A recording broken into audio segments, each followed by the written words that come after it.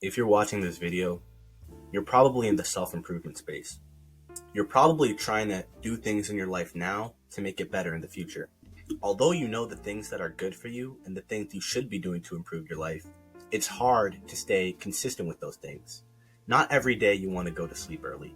Not every day you want to work out. Not every day you want to eat healthy. Sometimes these temptations and desires to do the things that you know are bad for you are so strong that you'll end up doing what is bad for you. I can't even count how many times I've messed up a streak of me consistently doing a good habit or not doing a bad habit. However, a few days ago when I was riding home on the bus, it dawned on me that there's one cause to all these problems. There's one thing that makes you inconsistent, one thing that makes you unable to attain all of your goals. And no, it's not because you don't have a crazy morning routine or because you don't wake up at 4 a.m. This is way more personal. The reason why you're unable to reach your goals and stay consistent is because you lack self-love. To me, self-love is always making the best choices for yourself, even if it feels bad in the moment. Self-love is realizing that you matter and that you are worthy of love. Now, you're probably wondering, how does this connect to goals and consistency? Well, think of it like this. If you don't have self-love, what reason do you truly have to better your own life? If you don't love yourself, you hate yourself. And you subconsciously hating yourself is pulling you down from reaching your goals and being consistent. A lot of people want to better their lives with the interests of others at hand. Now, you've probably heard people say they want to start going to the gym so people think they look better, or they want to start skincare so people think they look better. I know that validation from others can be good motivation for people. Despite this, the validation from others is only temporary. People's opinions change all the time, and their opinions are fleeting. Also, some people are just always not going to like you, and there's nothing you can do about that. Don't try to better yourself for others. Better yourself for you because you deserve to be better. You deserve to be the best person you can be. Not for anyone else, but for you. Say someone who's trying to quit smoking is trying to quit, but they don't love themselves.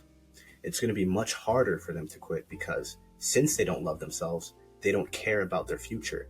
They don't care about what's going to happen to them. So they're just going to do what feels good in the moment.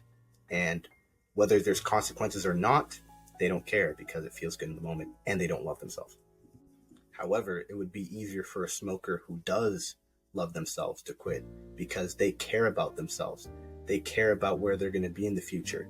They know they deserve a better life and they're going to do anything that will help them achieve that. This is also shown in your relationships with other people. Think of your parents. Your parents would probably want you to eat healthy food every day instead of junk food every day. Although junk food will make you feel good in the moment as it tastes better, they know how bad it is for your health and how it will make your life worse down the line. And although healthy food probably doesn't taste as good, it will make your life better down the line. So out of love, they want you to eat the healthy food because it will make your life better.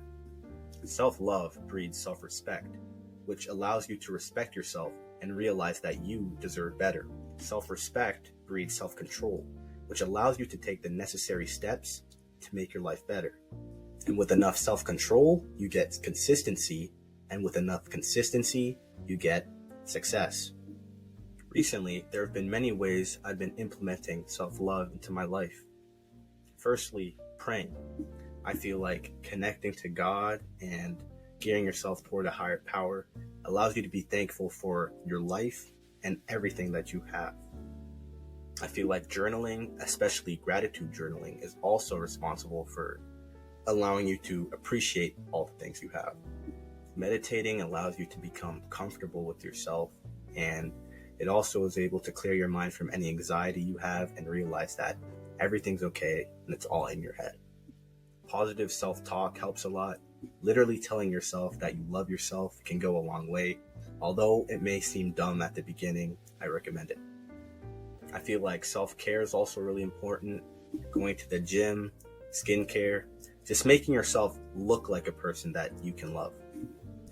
Another thing that I forgot to mention earlier is that When you learn how to love yourself, you gain way more stability in your life. When you base your self-image, self-worth, and happiness off of the validation of others and what they think of you, you have no control. You are letting the opinions of others and what they think of you control your mind. If someone compliments you, you can get really happy from it. And when someone insults you, you can get really upset and mad because you are letting what they say control you and how you feel. You become a slave to what everybody else thinks of you because your mind is controlled by that. However, when you love yourself, none of that matters. You have full control over your mind. When someone says something about you, it doesn't matter because you already know who you are. Their opinion doesn't matter because you know yourself. It's the end of the video. If you made it this far, I appreciate you hearing me out, and I hope you've taken some insight from this and you learned to love yourself. Guys, love yourself. That's all I gotta say. If you look in the mirror and hate yourself, love yourself. Yes, you should love yourself now. Yes, you should. Because I do.